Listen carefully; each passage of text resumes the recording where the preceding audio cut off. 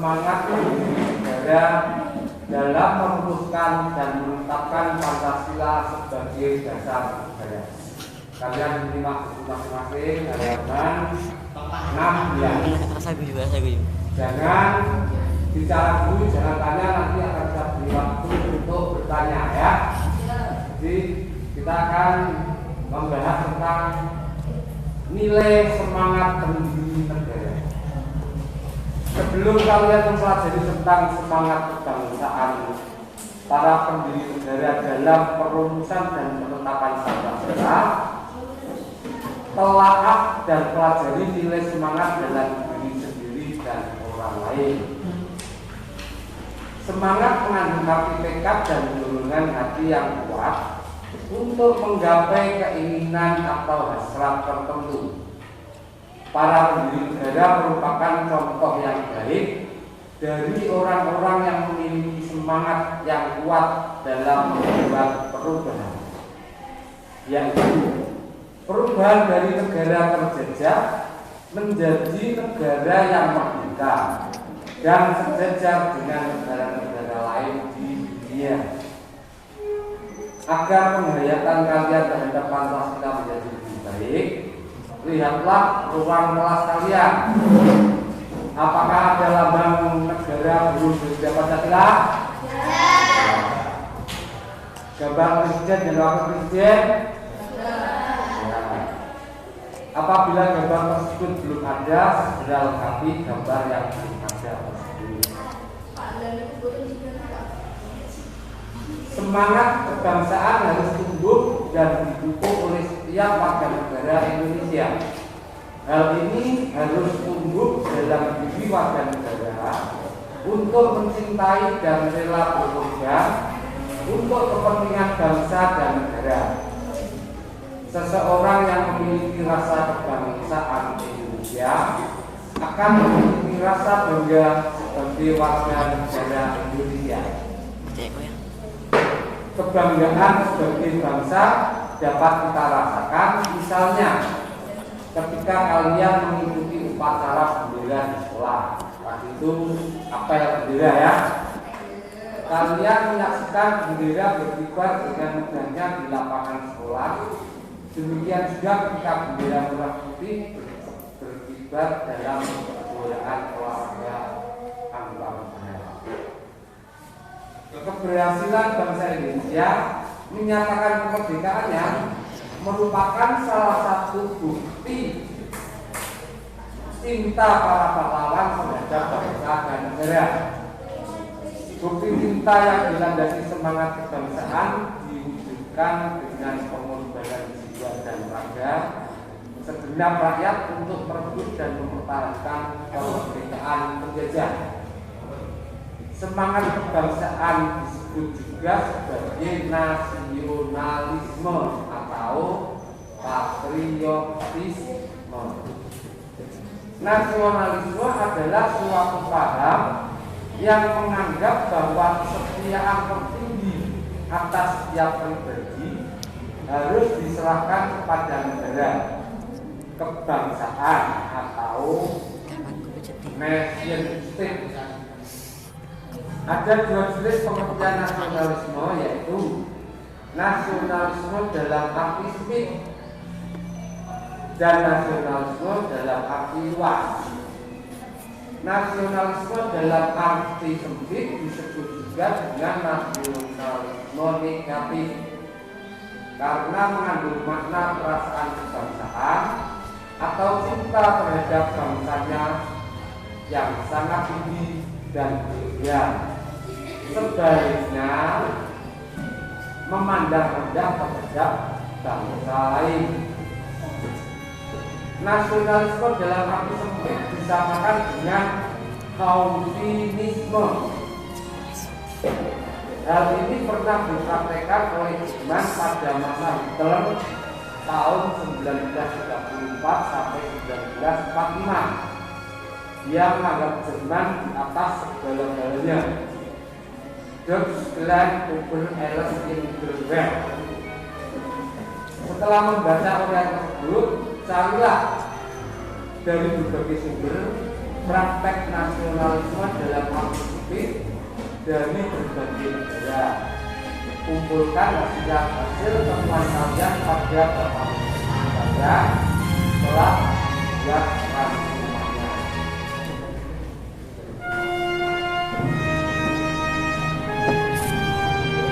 Selanjutnya ya, jenis nasionalisme yang kedua adalah nasionalisme dalam arti luas atau yang berarti positif.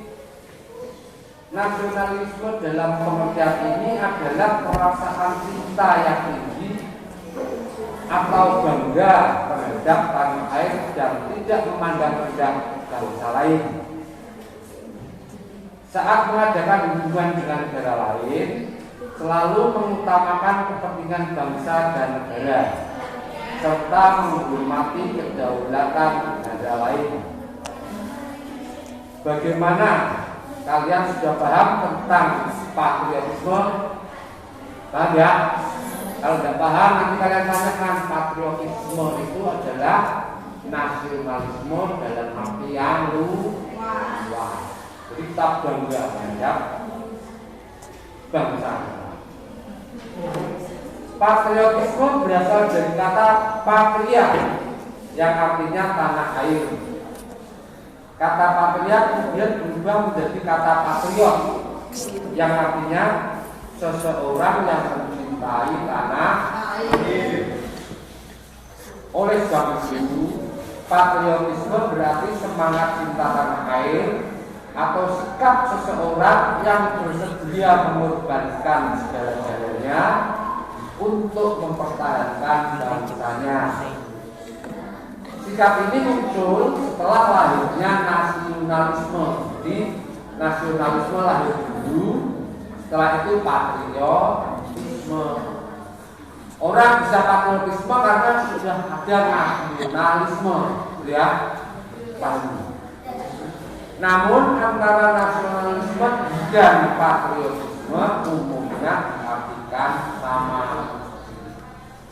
Jiwa patriotisme telah tampak pada sejarah perjuangan bangsa Indonesia.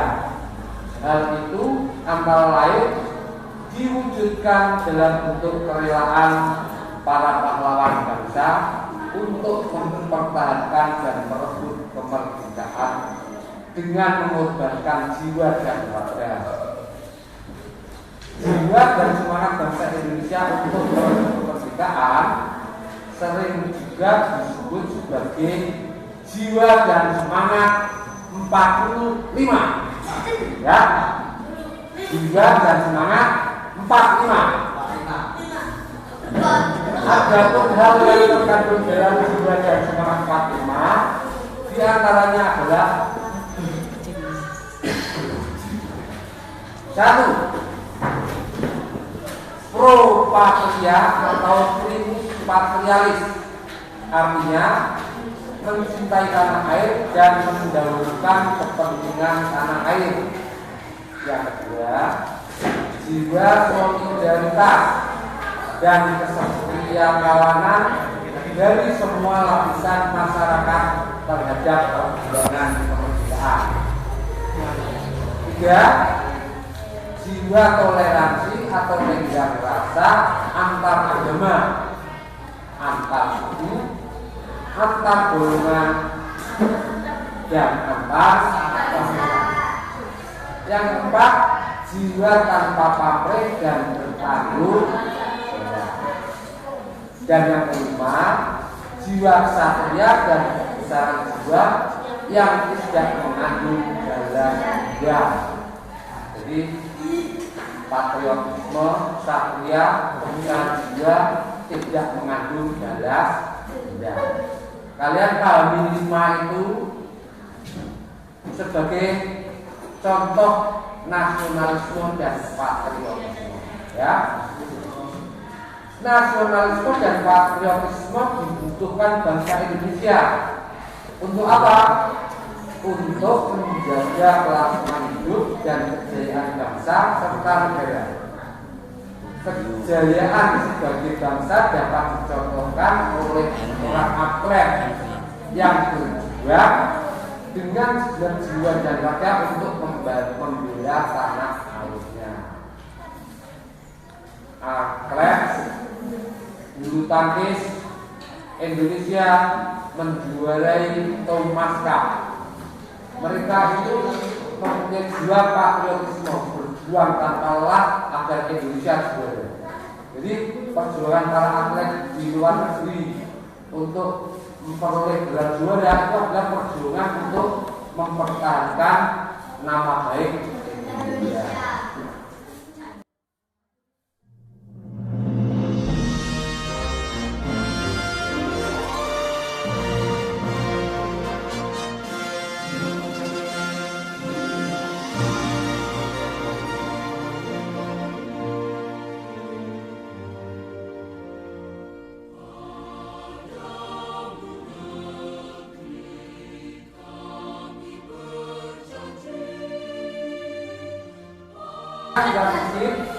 Contoh lainnya adalah semangat yang dimiliki para pendiri negara dalam merumuskan Pancasila.